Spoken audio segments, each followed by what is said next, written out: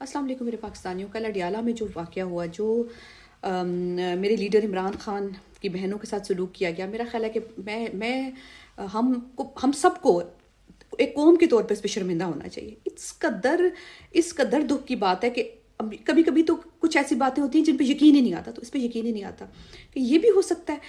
اور یہ عمران خان کی بہنیں، عمران خان ایک لیجنڈ، ایک کرکٹر جو ورلڈ کپ لے کے آئے، جس نے اس ملک کو پہچان دی، prime minister, former prime minister, philanthropist, 3 cancer اسپتال، اور اس کی بہنوں کے ساتھ یہ سلوک کیا جا رہا ہے. اور کیوں کیا جا رہا ہے؟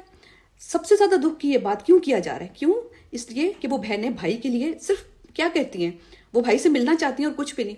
ہر منگل کو ہم وہاں بیٹھتے ہیں بہنوں کے ساتھ، اور ہم پہلے بیٹھتے تھے، اندر بیٹھتے تھے، چیئرز پہ بیٹھتے تھے، پھر سیڑھیوں پہ کبھی بیٹھے ہوتے تھے. اب ہم زمین پہ بیٹھے ہوتے ہیں، زمین پہ بہنیں بیٹھی ہوتی ہیں اور سڑک پہ بیٹھی ہوتی ہیں.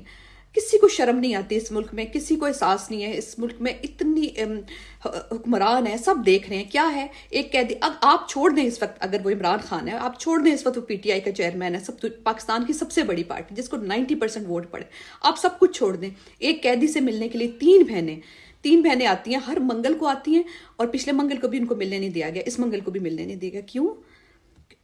کوئی وجہ نہیں ہے، کچھ پتہ نہیں ہے. اور اتنی فستائیت دکھائی جاتی ہے. ہم تو علیمہ آپا جو پولیس ہے وہاں ان سے بات کر رہی ہوتی ہیں، ہمیشہ ان کو کہہ رہی ہوتی ہیں، ان کو سمجھا رہی ہوتی ہیں، بیٹا تم ایسے نہ کرو، بیٹا تم کسی پہ گولی نہ چلانا، تم یعنی ہم بہت لائٹ رکھتے ہیں وہاں پہ، ہر چیز بات چیت کر رہے ہوتے ہیں، ایک دوسرے کے ساتھ نعرے لگا رہے ہوتے ہیں.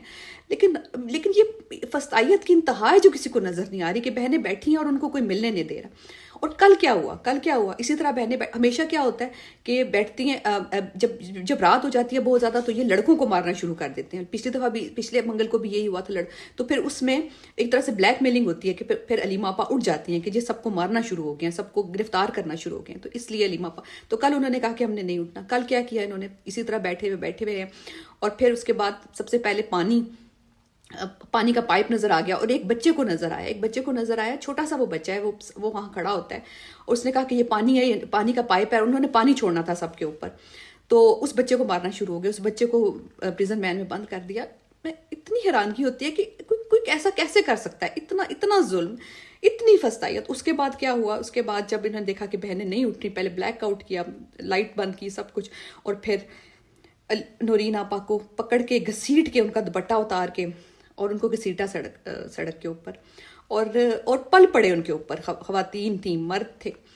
میں اتنی حیران ہوتی ہوں کہ اور اس فستائیت پہ اس قدر فستائیت ہوئی. اور خواتین، ایک بچیاں ہیں،